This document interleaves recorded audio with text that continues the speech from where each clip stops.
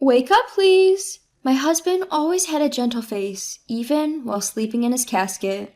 It seemed like he would wake up any moment if I called out to him. Well, off I go. That was my cheerful husband calling out to me and our daughter before leaving on a business trip 2 days ago. I never imagined that to be the last time I would hear his voice. He took his own life. No matter how much I called out, my husband, now cold as ice, wouldn't respond. Despite all this, I found it hard to believe what had happened. That's when I noticed a single photo placed on my husband's chest. It was a family photo I didn't remember placing there. Who could have placed this photo here? Intrigued, I picked up the photo and flipped it over. Runaway now, S. As chills ran down my spine, I turned around and locked eyes with my mother-in-law, who was looking at me with a cold gaze. At this point, I had no idea of the nightmares that awaited me. My name is Bella, 32 years old. Both my parents passed away in a car accident when I was still in college, leaving me all alone in this world. The grief was unbearable. At that time, John, my then boyfriend, was there to support me, and we got married shortly after graduating. We were living happily with our 8-year-old daughter, Hannah. Our in-laws consisted of my mother-in-law and brother-in-law. My father-in-law passed away from illness a year ago. Although it was called an illness, it was a sudden discomfort that took his life, surprising everyone in the family. It turned out to be a heart attack. My in-laws were affluent and ran a business, so we were never in a financial bind. My father-in-law had intended for his kind and considerate younger brother, who had business acumen, to take over as CEO, but he passed away suddenly before this could be realized. Ultimately, the eldest son, my brother-in-law, took over. Dad wanted me to take over, but I couldn't possibly do that over my older brother. I'll support him. My husband respected his brother deeply and had no objection to giving up the position of CEO. My brother-in-law was very kind to me as well and would often speak to me in a friendly manner. However, I didn't have much interaction with my mother-in-law, whom I found somewhat difficult. When I just got married, my mother-in-law was very kind to me and also would cook with me, saying, "I don't have a daughter, so I love spending time with you like this." However, she suddenly turned cold when my father-in-law passed away. She turned cold to both me and my husband and would even avoid making any eye contact with us. I was perplexed. Even towards Hannah, who she used to dote on as her first grandchild, she'd glare at and shut her down, even when Hannah approached her calling, "Grandma!" "She used to be such a sweet person before," said my upset husband. I felt very sorry for him. "Something's off about Mom. She's glaring at me as if I'm her enemy. Does she think we're after her assets? Or could she be ill or something?" My husband had been thinking deeply about his mother's change of character, but it didn't seem like he could think of any reason. In fact, we first noticed her change at my father-in-law's 1-week memorial service when we were staying at her house. Exhausted from the memorial service, we had slept soundly, but when we woke up in the morning, we noticed that the bag with our change of clothes we had left in the room was missing. Could it be a burglar? "No, it's strange that only our bag is missing. Let's look for it." While we were searching, we saw smoke rising from the backyard through the window. In disbelief, we went to check and found our belongings being burned. And there was my mother-in-law. "Mom, you didn't do this, did you?" "Mother-in-law, please answer us." But my mother-in-law said nothing. Her eyes were wide open and her lips pale white. Her hands were shaking and she seemed scared. "Mom, why did you do this? What is it about us that you don't like?" Despite his confusion at her refusal to respond, John leaned closer to his mother and spoke gently. "You're not worried about us going after your assets, are you? I'm not after your assets, so you can rest easy." "We care about you, mother-in-law." Despite our earnest appeals, mother-in-law coldly declared, "Get out of here, you both, and don't come back." Baffled, we hurriedly left her house and have since become estranged, barely visiting for the past year. As much as it pained us, we felt like we couldn't reach mother-in-law, who had clearly despised our family. Then one day, we received a message from my brother-in-law about the first anniversary memorial service for my father-in-law. All the relatives were gathering, so we decided to go, but my mother-in-law remained as cold as ever. Seeing this seemed to have got John thinking more frequently. "What's the matter, John? Are you worried about mother-in-law?" "Huh? Oh." "If there's anything I can do for you, just tell me." "Don't worry about it, Bella. You don't need to worry about anything." My husband gently stroked my cheek as if he looked into my worried eyes. His kind smile brought me great relief and soothed my feelings. About a month passed off after that. "Well, I'm off." As he left for his business trip, my husband cheerfully greeted me and our daughter Hannah as usual. But he quickly returned, saying, "I forgot to give you this," and handed me a cute little charm. "This will surely protect you." My husband flashed his gentle smile again. I thought to myself how truly grateful I was to be married to him. However, a shocking event occurred the very next day. John had taken his own life. His car was found parked on a mountain road near my parents' house in Colorado. Inside the car, my husband was frothing at the mouth, taking his last breaths. Although he had told me he was on a business trip, his company said there were no trips scheduled that day. Moreover, I was told that just before death, he had called my brother-in-law and whispered, "I can't go on. Living has become too painful." "I'm sorry, I tried to stop him, but it turned out like this." My brother-in-law repeatedly apologized to me. According to the police, traces of a poisonous plant were found in his stomach. They said that this plant grows naturally in the mountains and can be easily obtained with a little knowledge. In the end, given my brother-in-law's testimony, it was concluded that he had likely consumed it to end his own life. I bitterly blamed myself for not noticing his pain and having no clue why this happened. In front of my husband's body, I was about to collapse, but my brother-in-law supported me. "Stay strong, Bella. This is hard for me too. I wish I had been more understanding of John's feelings." "Why? Why did this happen?" Hannah, holding on to me, was also crying. But my mother-in-law was glaring at us with a pale face, showing no tears. While I was overwhelmed with grief, my brother-in-law and colleagues from the company proceeded with the funeral arrangements. "Please wake up!" On the day of the funeral, my husband John laid peacefully in the casket with his usual gentle expression. It seemed as if he would wake up any moment if I called out to him. As I clung to my husband, tears streamed down from my cheeks. Then I noticed it. A single photo was placed on John's chest. Who could have placed this photo here? Curious, I picked up the photo to find the part of the family photo that showed John's face had been slashed mercilessly with a cutter. On the back of the photo was the phrase, "Runaway now, S." What does this mean? Who could this message be directed to? As shivers went down my spine, I turned around and locked eyes with my mother-in-law, who was glaring at me with icy eyes. Could it be? When I stared back, she hurriedly averted her gaze. At that moment, I felt my mother-in-law knew something, so I discreetly slipped the photo into the pocket of my mourning dress without anyone noticing. After the funeral, once things had calmed down a bit, I started to think again about the photo. I still didn't know who had put the photo in the casket, but I thought the S in the message might be someone's initial. The only person I could think of with a name starting with S was Scarlett, my mother-in-law. Plus, I had always found it hard to believe that John would take his own life and leave me and our daughter Hannah behind. I had been hoping to find out any reason, however small. That's why I decided to bravely visit my mother-in-law. When I arrived at her house, she greeted me with the same cold expression. Unfortunately, my brother-in-law was at work and wasn't home, so it was just the two of us. "What brings you here all of a sudden?" "Well, I was hoping to find out more about why John passed away. I thought there might be some clue here at his childhood home." I didn't have the courage to confront her directly, so I ended up lying on the spot. As I was looking for a topic of conversation, I glanced up at the large bookshelf that covered one wall of the living room. The bookshelf, a product of the book-loving family, was filled not only with novels but also encyclopedias and dictionaries. There were also a few books that John had read during his student days, and I couldn't help but pick up a few out of nostalgia. Each book had a stamp at the end of every page to indicate who it belonged to. Next to John's initial J was a small cuddling cat. That's so like him, I thought, and a smile involuntarily escaped my lips.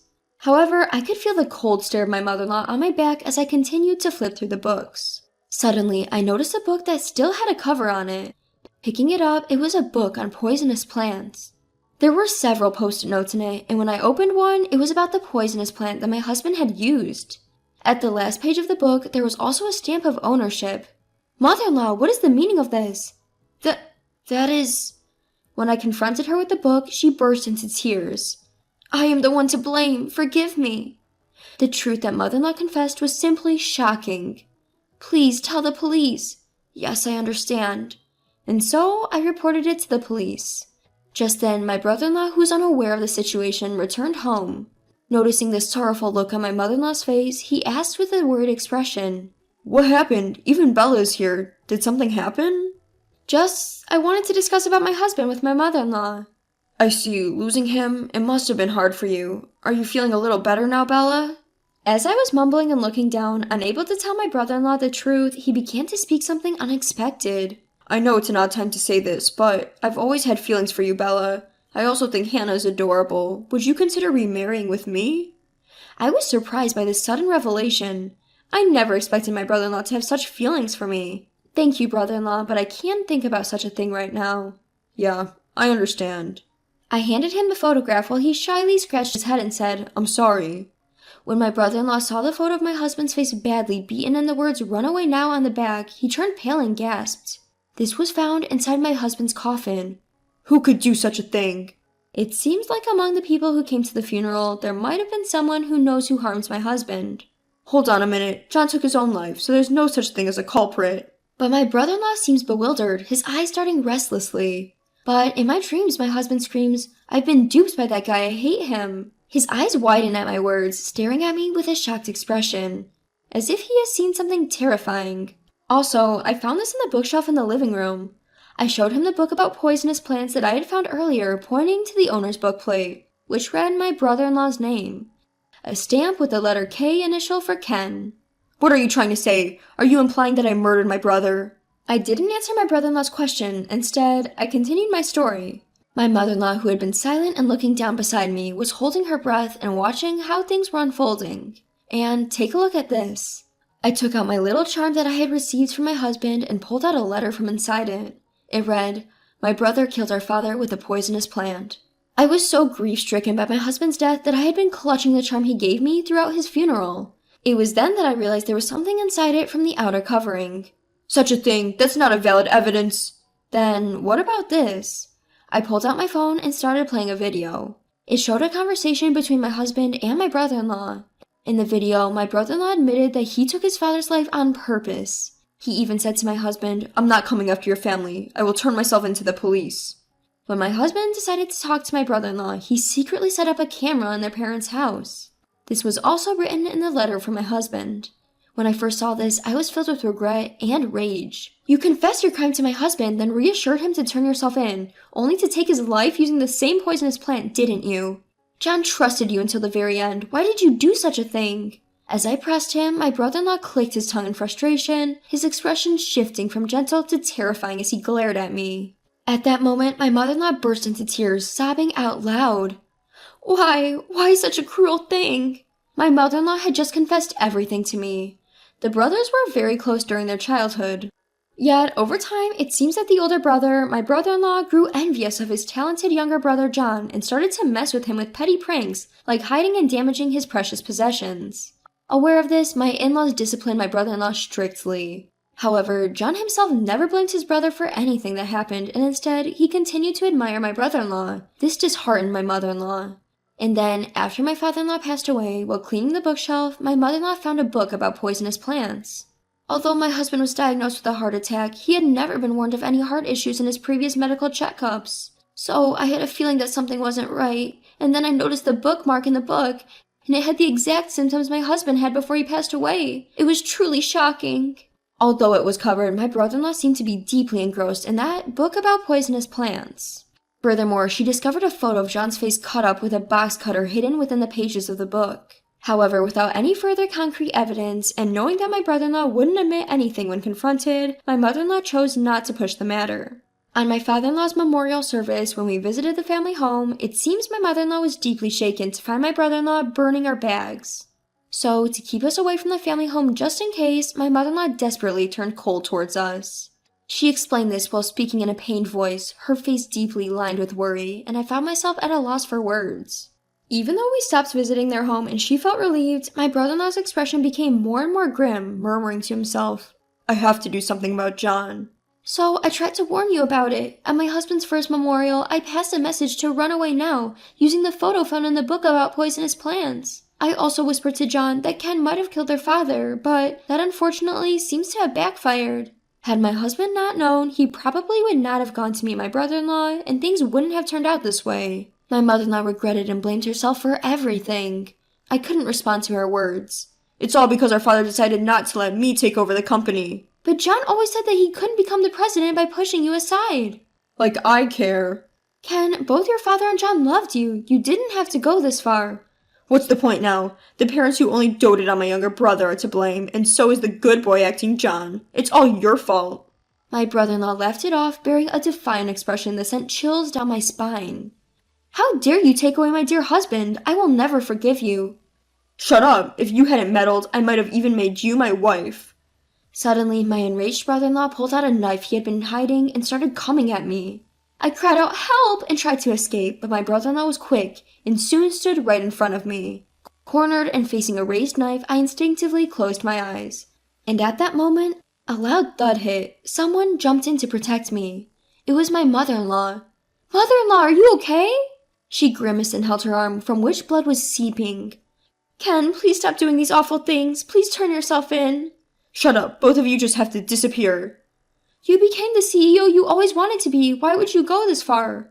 I need money. My brother-in-law, having taken over the company, had no managerial talent, as predicted by my father-in-law, and had accrued substantial debt within a year. He was now in desperate need for money. He even took out a high-value life insurance policy on my husband, his younger brother. It's funny, John believed me easily when I said I was going to turn myself in. My brother-in-law laughed in an ugly guffaw. I couldn't help but feel intense revulsion at his demeanor. But he was still cautious enough not to drink the wine I handed him, a toast to our parting, being suspicious of poisonous herbs. However, he did shake my hand, which had small substances of the herb. You know John had a habit of licking his hands, right? So it seems it started to take effect in the car on the way home. Feeling empowered, my brother-in-law revealed everything while flamboyantly waving a knife at us. My husband still wanted to save you. Why didn't you understand that feeling? Like I would know. It's all my parents' fault for favoring John over me.